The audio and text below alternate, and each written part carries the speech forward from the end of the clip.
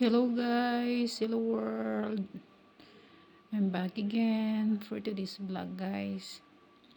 I have a patient that she complained 1 week ago that she have lumbar pain and back pain. It's very easy guys. For today's treatment, it's um, it's normal. For every day you are working or sitting, sometimes with the bad position, makakaramdam tayo ng back pain. Pero habang maaga pa, o kailangan maipatreat muna ito bago siya lumala. Kasi guys, pag tumagal na hindi matitreat, doon na yung mahirapan tayo na matulog, tumayo, maglakad. Mga muscle pain lang yan. Yung mga nerve, hindi naman napaka special na sakit. Pero kung talagang yung tumagal na, yung mga sciatica na, at saka yung hernia, ibang usapan naman na yun. Kailangan mo na yun magpa-check up sa doktor kung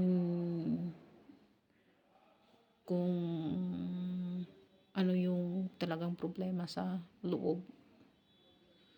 Pero kung yung mga muscle pain lang na yan it's very easy. Therapeutic massage is the best for the muscle pain and spasm. Very easy. But if hernia or sciatica, it's a long treatment. But it works. Therapeutic massage or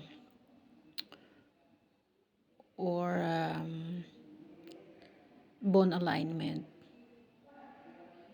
it can helps to relieve the pain, guys. Kasi guys, kapag yung mga pain na yan na karamihan sa atin, ini-ignore lang yung sakit, mawawala din yan paglipas ng araw. But it's not. Lalong ini-ignore natin, lumalala yan siya. Kadalasan kasi sa ating mga Pilipino, o hindi naman sa ating mga Pilipino, kahit ibang lahi din, nakakaramdam na ng sakit, hinahayaan lang,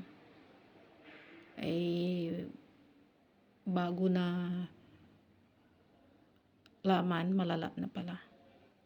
Kaya mahihirapan na ititreat. Kaya habang maaga, kadalasan nating gawin guys ay kapag may nararamdaman tayo, magpa-check up tayo sa doktor. Kung kagaya niyan kung yung mga muscle pain, kailangan magpa-gamot ka na, magpapatreat ka na sa mga therapist.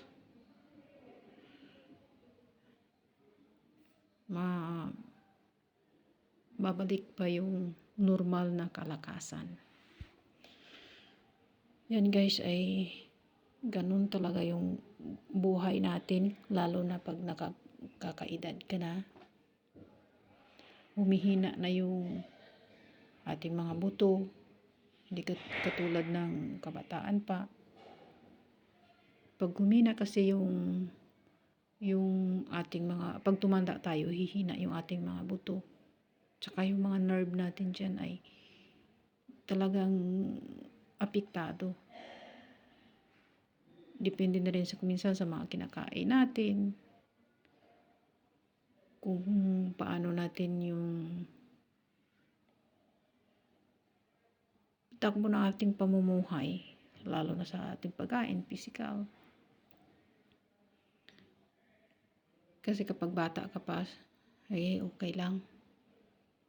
Pero karamihan ngayon sa mga kabataan, yung sige, kain na lang ng kain, pero yung time wala na sa physical, lagi na lang sa multimedia. Ayun. Kumbaga, yung katawan walang movements. Kaya tayo ang mga matanda kapag lagi ka na lang nakaupo, sumasakit nga rin yung likod mo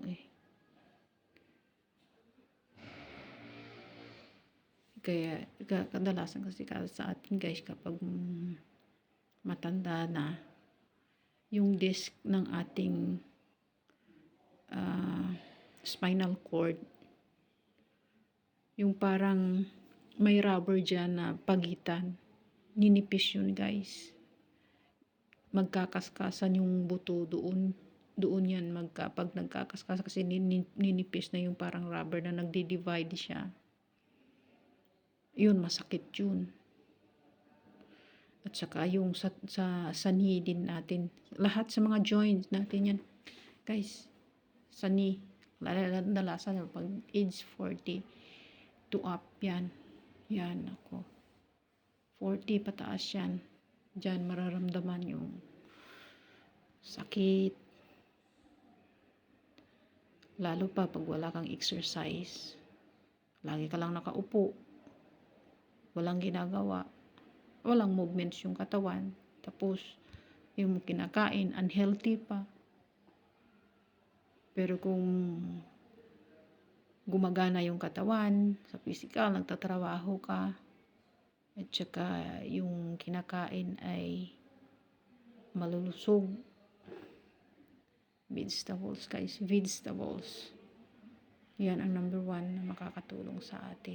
Fruits, water, yan ang binigay ni Lord sa atin na dapat natin kainin. Gulay, prutas, tubig. Yan guys ay talagang pag nasusunod lang natin yan, hahaba yung buhay natin guys. At saka sa mga posture din natin, posture sa trabaho.